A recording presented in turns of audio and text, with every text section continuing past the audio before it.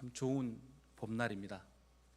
그러나 또 마음 한편은 또 무거운 생각이 들지 않을 수가 없습니다. 언제 세상은 평화를 가질 수 있을까요?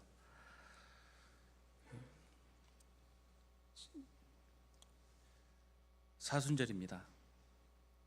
우리들의 마음은 어디에 가 있습니까?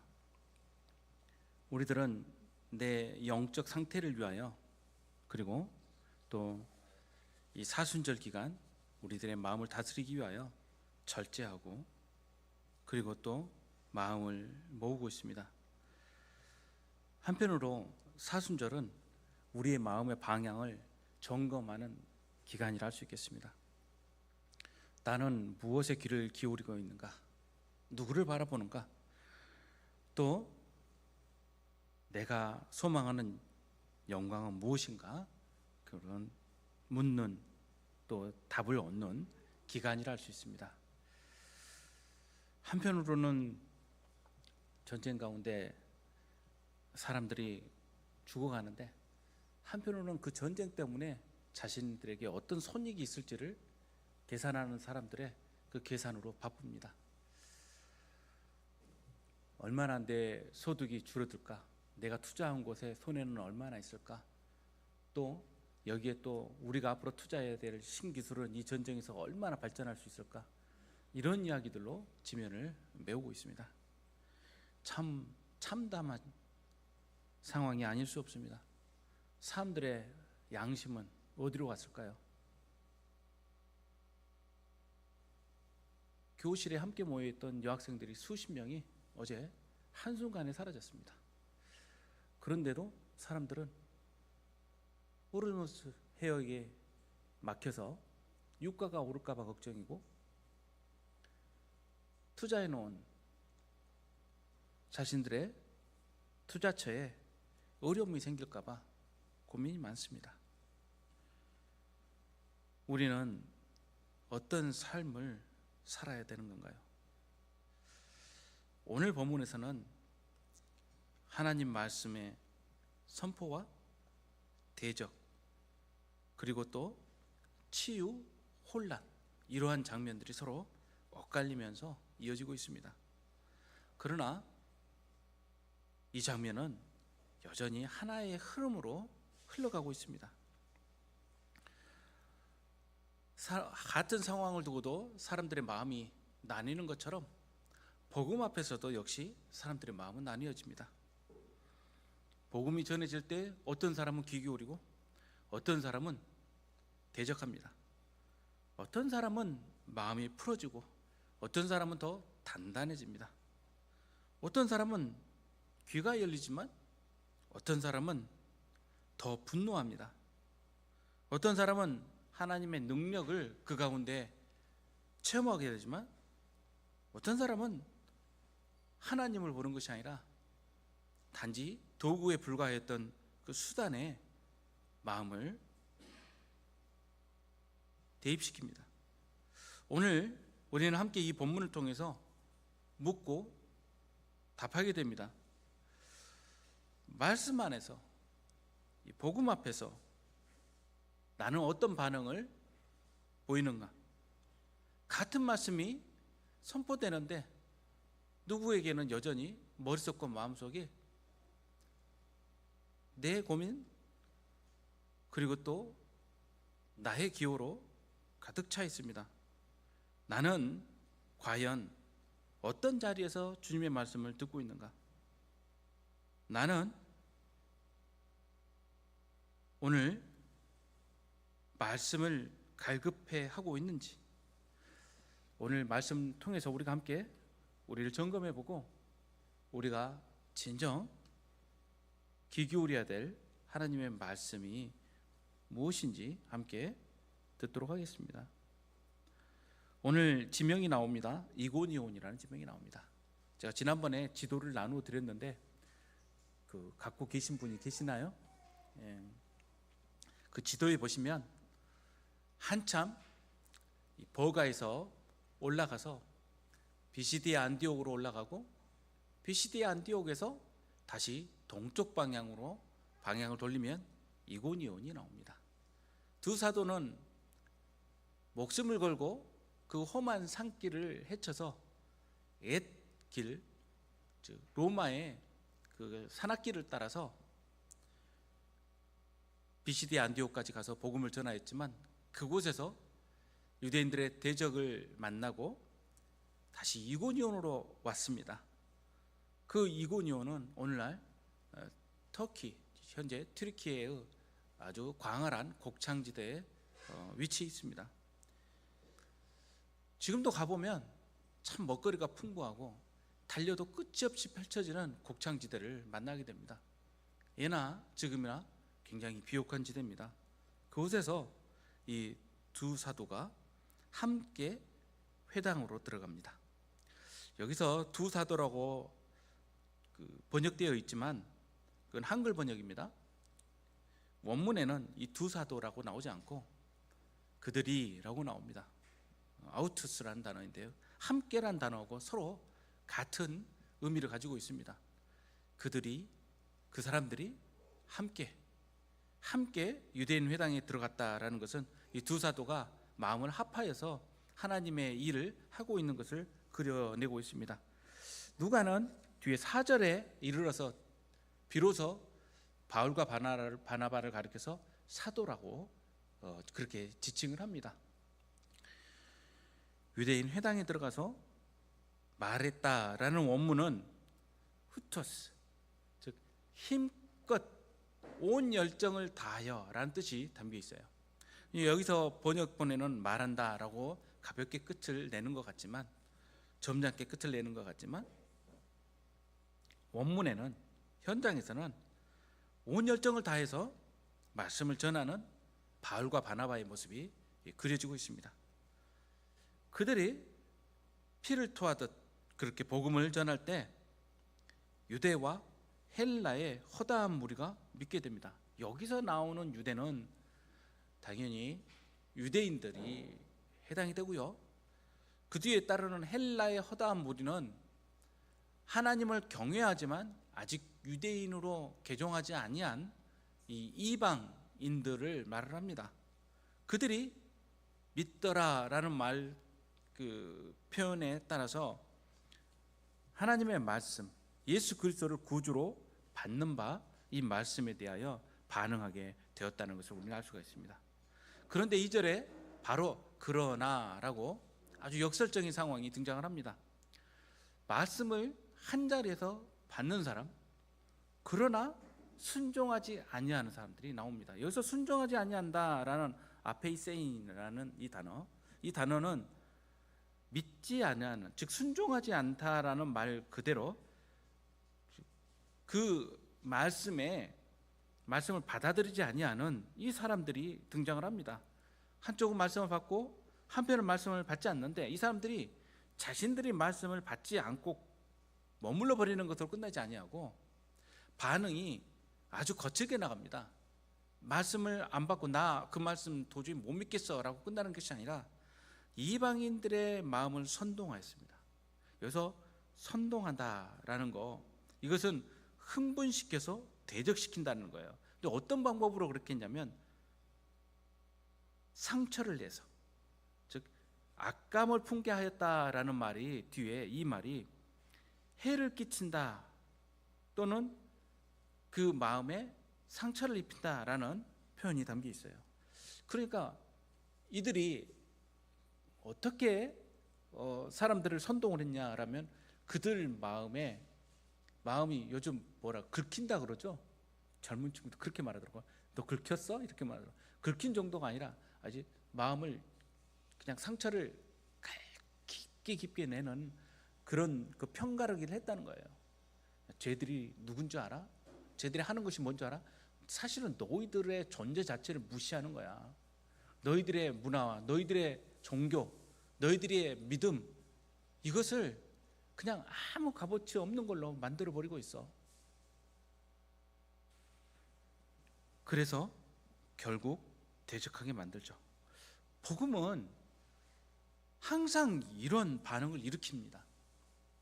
한편으로 복음이 선포될 때 마음이 기쁘고 회복되는 사람들이 있고, 한편으로 이 복음 때문에 더 마음이 강팍해지는 사람들이 나타납니다. 복음에는 중립이라는 게 없어요. 회색지대가 없습니다. 뜨겁든지 차든지 반응은 한 가지로밖에 나타나지 않습니다. 그리고 복음은 그 사람의 형편과 마음의 바닥을 드러나게 만듭니다. 본래 이 사람이 어떠한 사람이었는지 알게 만든다는 것이죠. 복음이 전달되었는데도 불구하고 믿는 척하지만 마음이 여전히 강팍하거나 사람들을 대하는 것이 여전히 부드럽지 못한다면 그는 그 복음이 철저하게 뿌리 내리지 못하고 있는 사람이라 할 수 있겠죠. 두 사도가 오래 있어 주를 힘입어 담대히 말하니, 이 말씀 한번 보십시오. 상황이 아주 급박하게 돌아가고 있고 두 사도가 위협당하고 있는데도 불구하고 여기 보면 오래 있어라는 표현이 등장을 하죠. 여기서 오래 있다라는 것은 충분한 시간을 갖는다라는 원어를 가지고 있습니다. 그래서 충분하다는 것은 넘친다는 뜻이에요. 그래서 이 두 사도가 이곳에서 위협이 있는데도 불구하고 시간을 계속적으로 가지면서 그들에게 복음을 전하고 있다는 거예요. 왜 그렇습니까? 왜 이런 상황에서 오래 머뭅니까? 피하지 않고 믿는 형제들이 곤란에 빠져 있기 때문에 그래요. 이런 상황 가운데 그들을 제쳐두고 그렇게 빠져나올 수가 있는 것이 아니죠. 형제들이 심하게 압박받는 상황이 벌어졌기 때문에 오히려 이 복음을 변증하면서 주님의 말씀을 전하는데 그들의 손으로 표적과 기사를 행하였다라고 나옵니다. 그러니까는 이곳에서 많은 기적들이 일어났다는 거예요. 그리고 자기 은혜의 말씀을 전하였다라고 말씀하고 있습니다. 여기서 주님께서 은혜로 주시는 말씀, 그 말씀 무엇입니까? 간증이겠죠. 나는 어떻게 하여 주님을 내 구주, 예수님을 내 구주로 그렇게 믿게 되었는가? 이 말씀이 터져 나오는 것이겠죠. 이때 무리가 나뉩니다. 한쪽은 유대인들을 따라서 대적하는 사람들, 한쪽은 두 사도를 따르는 사람들. 여기서 비로소 이 누가는 사도라는 호칭을 정확하게 붙이고 있습니다. 아포스톨로이라고 해서 보냄 받은 사람들로서 그 바울과 바나바의 정체성을 분명하게 이야기하고 있습니다. 이제 두 편으로 나누었습니다. 이 장면을 우리는 사도 바울이 말씀 전하는 시대로만 국한화해서 옛날 이야기 듣듯이 들어서는 안 됩니다. 지금 나는 복음 가운데 어느 편에 서 있는가를 분명히 해야 합니다. 나는 어느 편에 서 있습니까? 나는 여전히 구습과 옛 나의 자아에 매여서 그 자리에 머물러 있습니까? 아니면 복음에 반응하면서 따라 나서고 있습니까? 그 편이 나뉘는 결과 분명한 선이 그어집니다. 평상시에는 마음이 달랐던 이들이 하나가 되는 일들이 벌어져요. 좋은 면에서 그런 게 아니에요. 예수님께서 십자가형을 받으실 때도 평상시 서로 그렇게 대적하였던 사람들이 하나로 뭉치지 않습니까? 제사장들, 바리새인들, 그리고 사두개인들, 그리고 로마의 행정관들. 여기서도 마찬가지로 유대인들과 관리들과 이방인들이 두 사도를 모욕하면서 돌려치려고 달려들기 시작합니다. 복음을 듣는 자는 살아나고 복음을 거절하는 자는 더욱 메말라지게 되죠. 죄는 혼자 굳어지는 데서 끝나지 않습니다. 다른 사람의 마음도 독하게 만들죠. 그 함께 있으면 마음이 강팍해지는 그런 사람들 만난 적 있으세요? 대화를 많이 하지 않았는데도 이 말을 딱 듣는 순간 저 사람하고 함께 있다가는 마음이 공궁해지겠다는 그런 사람들이 살다 보면 있지 않습니까? 어떤 사람을 만나면 그렇게 대화하지 않았는데도 내 마음이 풀리고 내가 무장해제되고 그 사람 말에 반응하면서 고개를 끄덕이는 경우가 또 있지 않습니까? 우리는 어떠합니까? 불신앙은 나는 안 믿겠다라는 거절에서 끝나지 않습니다. 다른 신앙인들조차도 대적하게 만들고요. 완고함은 나는 절대 변할 수 없어라고 말하지 않습니다. 그 완고함은 나와 함께하는 관계 가운데 있는 사람들마저 갈라놓습니다. 오늘 우리 안에서도 말씀을 들으면서도 마음을 튕겨내는 그런 완고함이 있음을 우리는 발견할 수 있어요. 사순절은 이러한 내 마음의 상태를 철저하게 돌이키는 기간이라 할 수 있겠습니다. 이제 두 사도는 결국 루가니오 지방에 있는 루스드라 동네로 그렇게 발길을 향하게 됩니다. 그 루스드라는 동남쪽으로 내려가면 있는 산간 지역에 있는 마을입니다. 이 마을을 갔더니 이 마을에는 단지 복음을 전하니라 라는 말로 끝맺는 걸 보면 회당이 나오질 않아요. 그러니까는 유대인 공동체가 아직 이곳에 있지 아니한 것입니다. 어느 정도 숫자가 되어야 회당이 만들어지냐면 그 할례 받은 성인 남자 10명, 즉 유대인들이 성인식을 치룬 10명 이상의 남자가 있어야 회당이 세워집니다. 나중에 바울이 빌립보에 가서도 회당이 없으니까 어디에 가서 그 말씀을 전합니까? 물가로 가죠. 여기에서도 회당이 없으니 아마 거리에서 복음을 전하게 된 것 같습니다. 이 지역에 어떤 사람이 이제 등장을 하냐면 발을 쓰지 못하는 사람이 앉아 있는데 태어나면서부터 걷지 못해서 걸어 본 적이 없는 사람이에요. 가끔 성경에 이런 분들이 나오죠.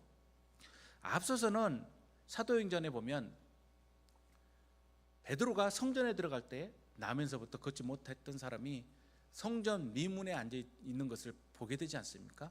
비슷한 장면이 서로 이렇게 우리 상황 가운데 놓이게 됩니다. 이 사람의 모습을 한번 보십시오. 걷지 못하는데 이 무리들 가운데 있게 돼요. 그리고 바울이 말하는 것을 듣게 됩니다. 바울이 말하는 것을 들었다라는 부분에 여러분 주목하시기 바랍니다. 다른 사람들의 반응도 있었겠지만 이 사람의 반응이 유독 강조되고 있는 이유는 무엇일까요? 그냥 무슨 소린가 들었다라는 정도로라면 이런 반응을 기록하지 않았겠죠. 그의 반응은 어떤 겁니까? 듣는 가운데 간절한 마음, 그리고 또 그 말씀에 반응하는 그런 모습이 비춰지고 있는 것이죠. 이때 바울이 주목하여 그를 봅니다. 그리고 구원받을 만한 믿음이 그에게 있는 것을 보게 되죠. 여기서 구원받을 만한 믿음은 무엇을 말할까요? 무엇을 보면 이런 것이 나올까요? 구원받을 만한 믿음. 여기서 구원받는다라는 이 말, 이 단어는 이 소데나이라는 이 단어는 완전하게 만들다라는 뜻이 담겨 있어요. 그리고 완전하게 만든다는 건 뭐예요? 회복시키다라는 뜻이고 구원하다는 뜻이죠. 그러니 여기서 이 사람에 있어서 구원은 어떤 것일까요? 두 가지가 함께 담겨 있죠. 몸이 완전해지는 것이고 또 한편으로는 죄에서 구원받는 것이죠. 예수님께서 중풍병자를 고치실 때 뭐라고 말씀하십니까? 치유를 선언하는 게 빠르겠니? 아니면 죄사함을 말하는 게 빠르겠니? 라고 묻지 않으세요? 그리고 내가 죄사함을 받았다라고 선언하지 않으십니까? 그러니까 이 안에는 사실 구원이라는 단어와 치유라는 단어가 한 가지로 담겨 있다는 것을 알 수가 있어요. 그는 치유받고 싶었어요. 그는 걷고 싶었어요. 그런데 그 마음에는 보다 깊은 터치가 있었던 거죠. 단지 치유받는 육체의 치유로 끝나지 아니하고 보다 더 깊은 지향점이 생겨났다는 것 아니겠습니까? 그런데 재미있는 것은 바울이 주목하였다라는 데 또 있습니다. 저는 이때 많은 무리가 이 가운데 모였을 것인데 바울이 그를 주목하였다는 데에서도 상당한 이 말씀 가운데 뜻이 담겨 있다고 생각이 듭니다. 우리의 시선을 빼앗는, 또 끌어당기는 많은 것들이 있어요. 어쩔 때 우리 시선을 끌어당깁니까? 내 마음이 드는 것이 있을 때 내 시선이 그리 가요. 그러니 세상의 시선은 어떤 것입니까?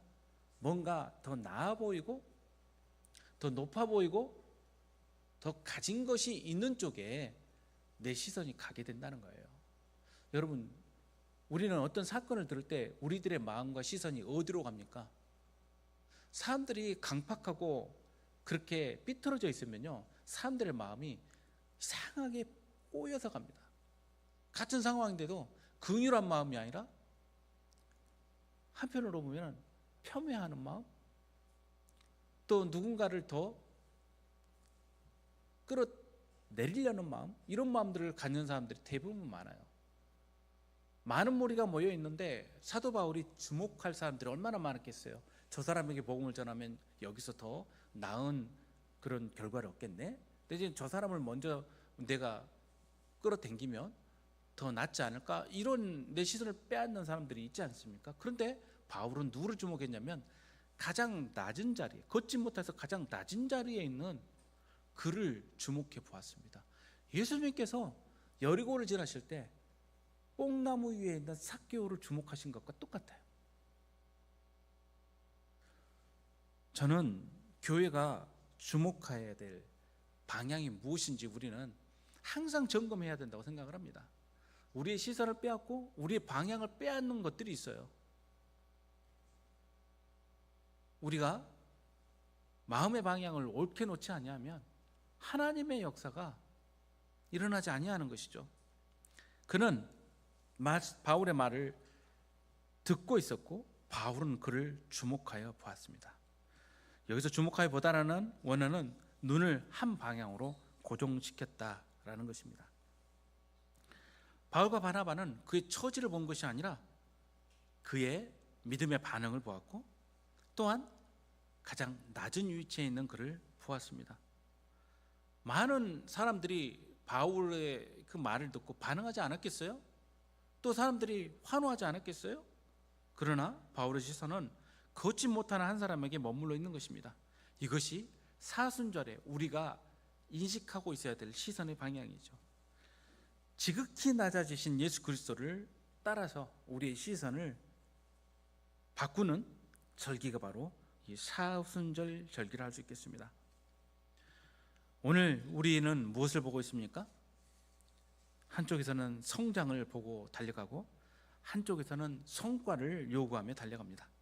잘할 수 있는 사람, 유능한 사람, 눈에 띄는 사람, 그곳에 시선을 두려고 하죠. 그러나 교회는, 믿음의 공동체는 아무도 주목하지 않는 사람, 움직일 힘도 없는 사람, 소외되고 지친 가운데 있는 사람, 그리고 작은 믿음, 간절한 들음, 조용한 눈물 가운데 우리의 시선을 돌려야 됩니다.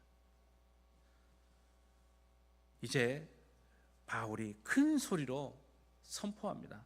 내 발로 바로 일어서라. 그때 이 사람이 일어나 걸었다라고 나옵니다. 여기서 일어났다라는 단어는요, 그냥 서서히 일어난 게 아니라 뛰어 오르는 것처럼 일어서는 것을 말해요. 아주 극적인 장면으로 전환됩니다. 이 사람에게 무엇이 있었을까요? 간절히 듣고자 한 귀가 있지 않습니까? 왜 우리는 이 교회에 함께 모였습니까? 간절히 듣고자 해서 모이지 않았습니까? 이 간절한 마음이 없으면 예배가 두려짐이 되겠습니까? 가장 낮은 자리에서 빛나는 믿음, 그가 불편했던 그의 몸, 부자유했던 몸이 한번 생각을 해보십시오. 극적 반전을 끌어와요. 오히려 자유롭고 가지고 있었던 사람들은 사도 바울의 복음에 대하여 시큰둥했겠지만 그는 가지고 있지도 못하고 가장 바닥에 있었으며 부자유했기 때문에 오히려 몸을 다른 데로 틀지 아니하고 간절히 듣고자 하는 마음 가운데 온 감각을 집중시킬 수 있었습니다. 그에게 있어서 오히려 태어나면서부터 걷지 못했던 몸의 상태는 저주가 아니라 축복으로 인도하는 조건이 되었던 것이에요. 여러분, 이 말씀을 오해해서는 안 됩니다. 어떤 사람이 비참한 가운데 있으면 야, 그게 너한테 축복될 거야 라는 말로 쉽게 던질 수 있는 그런 표현은 아니죠. 우리가 쉽게 할 수 있는 말은 아니에요. 그러나 하나님께서는 그럼에도 불구하고 오히려 더 가진 자보다 더 나은 축복을 받을 수 있는 여건으로 활용하셨다는 거죠. 그는 사람들 가운데 서서 뛰어다닐 수는 없었지만 말씀 앞에 고정되어서 마음을, 시선을 다른 데로 가지 않도록 움켜잡을 수 있었습니다. 바로 그 자리에서 믿음이 시작되었던 것이죠. 믿음은 어떤 상황에서도 말씀을 붙잡는 데서 시작이 됩니다. 내가 반드시 기적 가운데 치유받아야 되지, 이런 자기 체면 가운데 그가 그 자리에 머물렀었을까요? 아니었을 겁니다. 그는 그런 일이 일어날 줄 아마 모르고 있었을 수도 있습니다. 그는 바울이 전한 복음을 들으면서 하나님이, 예수님이 나 같은 사람도 끌어서 일으키실 수 있겠구나 라는 반응을 한 것입니다. 하나님의 은혜는 나 같은 사람에게도 충분히 올 수 있겠구나 라는 반응을 하였다는 것이죠. 믿음은 강한 확신의 감정이 아니에요. 귀를 여는 태도이고 말씀 앞에 자신을 포기하는, 내려놓는 자세를 할 수 있겠습니다. 지금 나는 어떤 상태에 있습니까? 어쩌면 육신으로는 그렇지 않지만 마음의 상태는 이런 나오면서부터 안전병이와 같은 그런 처지에 있는 경우라고 할 수도 있을 겁니다. 어떤 경우에는 이런 일들이 일어나요. 저도 이런 경험들을 하게 됩니다. 일어날 수 없을 것 같은 마음, 그리고 어떤 것에도 내가 흥미를 보이지 않는 그런 마음. 지금 삶이 너무 낮아져서 내가 할 수 있는 것이 없다라고 느끼는 그런 마음을 가진 분이 계십니까? 걷지 못해도 우리는 들을 수 있습니다. 움직일 기력이 없고 여건이 안 되어도 말씀 앞에 얼마든지 머물 수 있습니다. 하나님은 바로 그 자리에서 이와 같은 사람들을 일으키시는 것입니다. 우리가 바울이 한 일을 보고 그들의 방언으로, 그 지역 말로 소리 지르면서 말을 합니다. 야, 신들이 사람 형상으로 우리 가운데 오셨다. 이건 지극히 당연한 반응이라 할 수 있겠어요. 그들이 가지고 있는 그리스식 그런 신학 가운데, 또 그런 종교 가운데 반응을 보자면 신들은 사람의 형상으로 내려와서 사람처럼 행하고 사람처럼 그렇게 행동하죠. 그래서 뭐라고 말하냐면 바나바는 제우스라고 말을 합니다. 그는 품격 있게 딱 서 있었기 때문에 그랬을 것 같고, 바울은 쉴 새 없이 떠들었던 모양이에요. 그래서 말하는 사람 가운데서 그 말을 전하는 사람이기 때문에 헤르메스라고 말을 한 겁니다. 제우스는 청개의 왕, 모든 신의 아버지로 그리스에서 신화에서 등장을 하죠. 헤르메스는 전령의 신입니다. 그 길을 안내를 하는 신이죠. 그래서 바울이 그런 사람으로, 그런 신으로 보였던 것 같습니다. 오히려 같은 치유가 벌어지는데 그 자리에서 한쪽 반응은 하나님을 바라보고 예수 그리스도를 구주로 영접하는 사건이 벌어지고, 한쪽에서는 우상 숭배가 더 깊어집니다. 참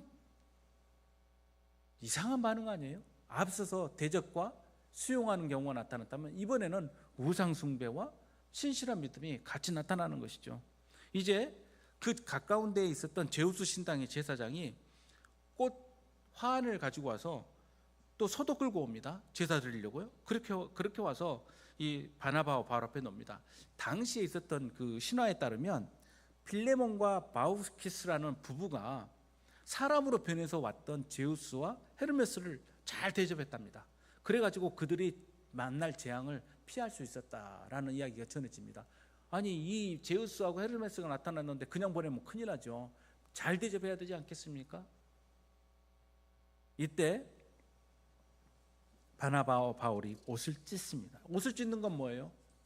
그것은 부적절하게 하나님의 경외감이 도전받을 때 하는 반응입니다. 즉 경건한 분노로 할 수 있겠습니다. 그리고 무리 가운데 뛰어들어가서 그들에게 선포합니다. 우리는 당신과 같은 사람들입니다.